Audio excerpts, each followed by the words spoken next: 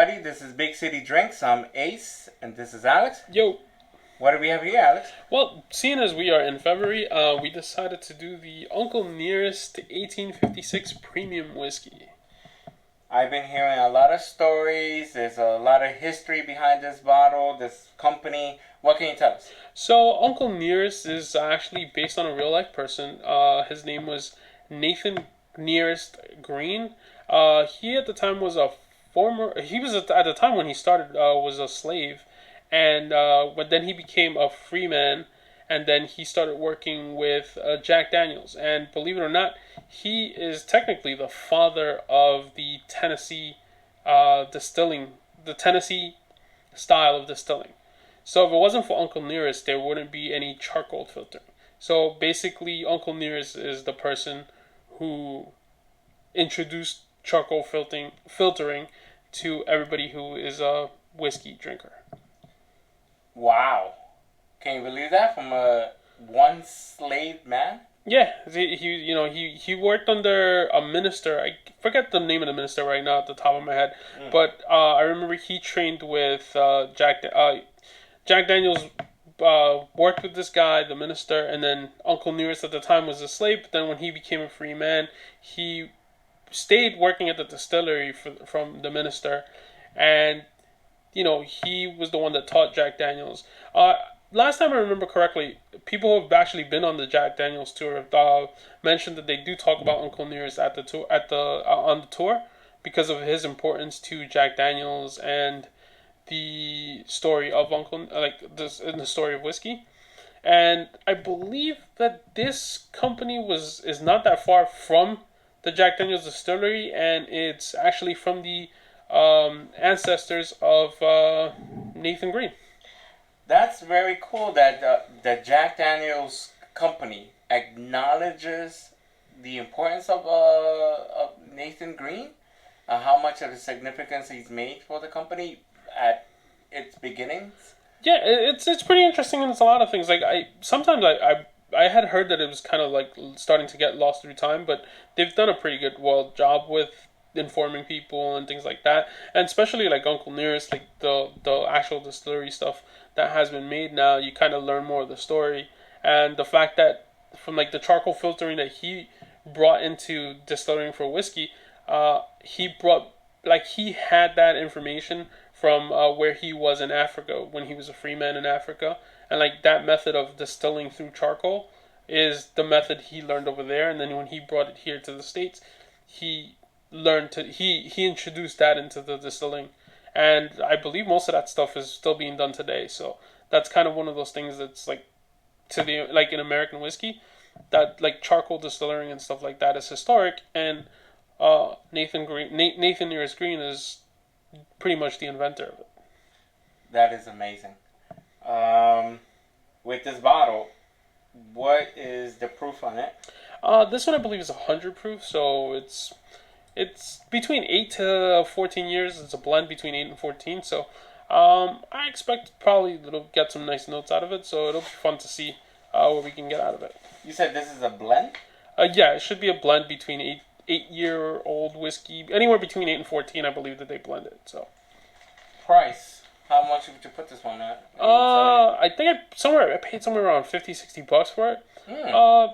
I don't know. It's pretty good price. Pretty good price, I guess. I really don't know how it tastes until I can taste it. I'll probably be able to tell you more if it's worth the price, not the price type of situation. But I don't know. I bought it. When I bought it, I was like, oh, let me look at the Uncle Nearest, and just grabbed it. Then later on, as I was looking at the bottle, I kind of like started looking into like why was it called Uncle Nearest and stuff like that. And I kind of went into a little like information deep dive as to where this was coming from. There's many more of Uncle Nearest. I believe they do 3. They do this one. They do a different one with a different year, and they do the single barrel. Oh. If they do another one, I'm not sure, but I know they do about 3. I imagine they cost more. I'm not really sure. This is the only one that I had come across when I saw it. So, like, after I started doing some deep dive, I went into the website, and I think I saw that they had 2 other bottles. I know one of them is this label, there's another white label, and there's another one, but I don't really recall, like, off the top of my head what the labels look like. Okay. This is the cork open. The Uncle Nearest. Amazing history behind it. Yeah. I just, this is historical, even on the month, too. Yeah. Oh, that's a nice pop. look at you. I'm really enjoying the smell of it. Very woody. Very smoky smell. Let's get that right here. Thank you, sir. Breathe a little bit. Alright, so... right up on opening, it's definitely had that vanilla just kick you right in the face. Let's see. Strong vanilla, but it's dark. It's not a light vanilla. It's like a dark vanilla, and I'm getting a lot of wood. Yeah, I got a little bit of oakiness to it, but it's a lot more vanilla. Like way, Yeah, I got a really good hit.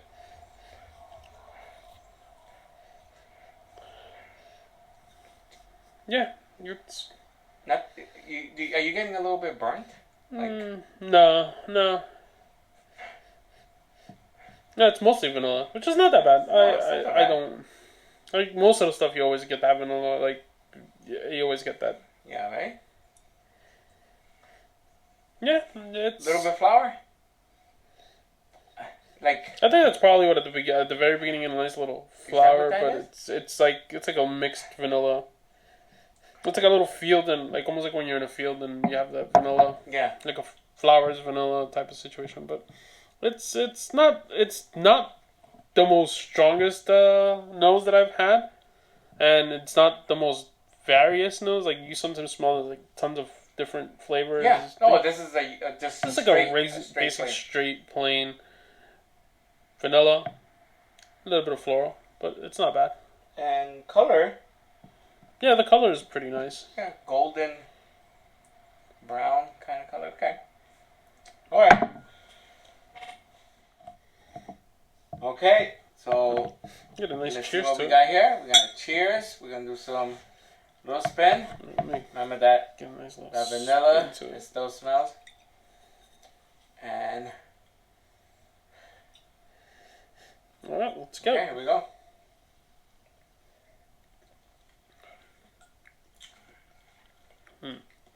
Oh, I'm getting a lot of spice.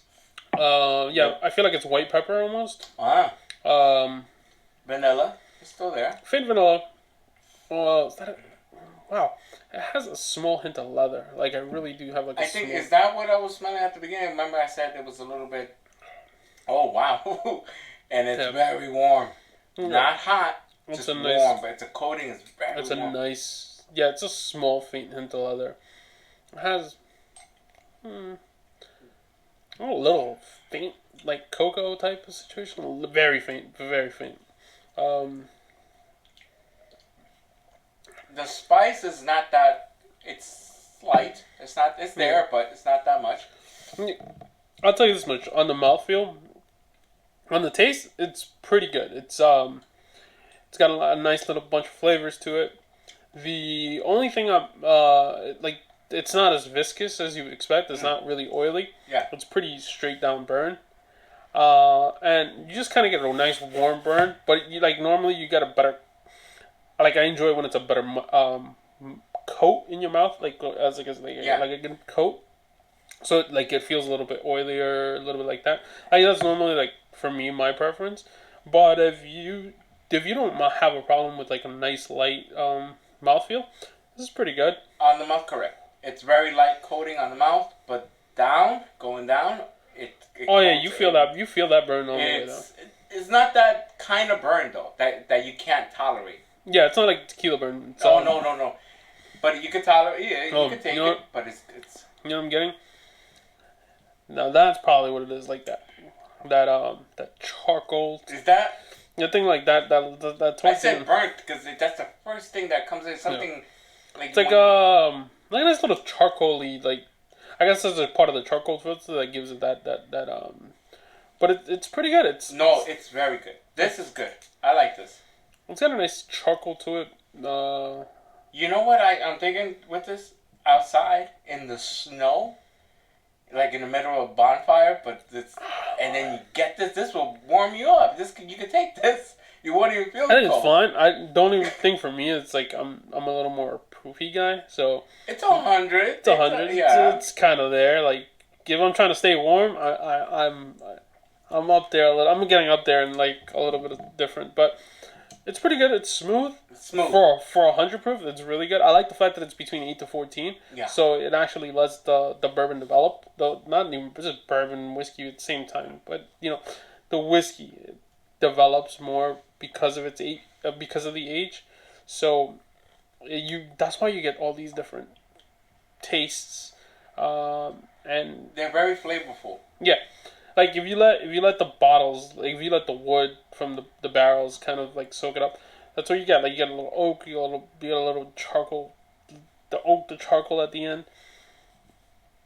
It's pretty good. Like that's what I'm like. But when it goes down. Oh, yeah, the beginning is all nose. we looked up the nose. You get the pepper. The pepper. The oak. Spice. A little bit of chocolate. That spice. Yeah, I think the spiciness definitely comes from that white pepper, for sure. That spiciness definitely comes. But then it doesn't last too long. It's good. It's just good. It's just that when it goes down, wow. Yeah, like a nice little charred oak. That's what I'm getting at the end now. Now as I'm having a little bit more on the back end, I'm getting a nice charred oak. But it's really good. It's very good. We looked up the notes for it: floral, caramel, vanilla, and burnt toast. On the smell alone. Didn't see. This one didn't get that. Right? I didn't catch any of that burnt toast on it. And the palate: sweet, spicy, caramel, cocoa, pepper. Yeah, the pepper I definitely got. You mentioned the cocoa, vanilla, almond. No on that. No, I don't think I. Yeah, maybe just a little bit toasted oak, and a soft tobacco. Could be in line with that leather you mentioned, maybe. Yeah, I felt like a nice little tobacco to it, very hint, but it's nice. Good. It's really smooth for 100 proof. I can see myself drinking this one. Oh yeah, no, this is it's like come home, nice long day at work. I'm like, yo, let me just pour something a little different, like if I don't like feel like I need like a big like mouthfeel to cover everything. Yeah, this is pretty good. I would drink this. It's heavy on the after, I think. That's what it is. Just once it goes down, it's heavy. Feels a little heavy. Yeah, it feels a little. Beginning. Yeah, that's just kind of one of those things about it. It's like it's very light at the beginning, then it gets real heavy, like on the burn. But the fact that you don't have a big mouthfeel to it, and it's just overall like it's not the smoothest, but I've had worse. It's definitely like really like on point and on par with what I would expect from American whiskey. Okay. We open up the Uncle Nearest, and I'll give you my take on this. Very good. I liked it. It's bold, heavy, a little dark. That burnt. You got a little burnt, but it's not too burnt like where it's not tolerable. Yeah. I liked it a lot. No, I really think it's pretty good. It reminds me a lot of the like I think this is what Tennessee whiskey type of is about. Like I get a little bit of, like some of the stuff that you normally get from like a Jack Daniel's. More probably I think it's a little bit more. I don't know. A little bit maybe. I haven't had Gentleman Jack in a while, but probably a little bit closer to that. Like a mix between the two. But it's pretty good. Like I think for Tennessee whiskey, this is really good. Would you recommend this? Yeah, if you haven't had it, I would recommend it. Like, it's definitely a good try, and see if you like it, and then try the other ones if you like this one. I think it's pretty good. I would definitely try it again. I would like to see the single barrel, see what that's about. And the fact that it's a really good story, like, just on the fact that, like, this is basically, like, the family that's, like, his family is still working on this, and, like, this is, like, this is kind of like the father of Tennessee whiskey. The Holy Grail. Yeah, like when it comes to Tennessee whiskey and the whole charcoal filtering, this is like the person.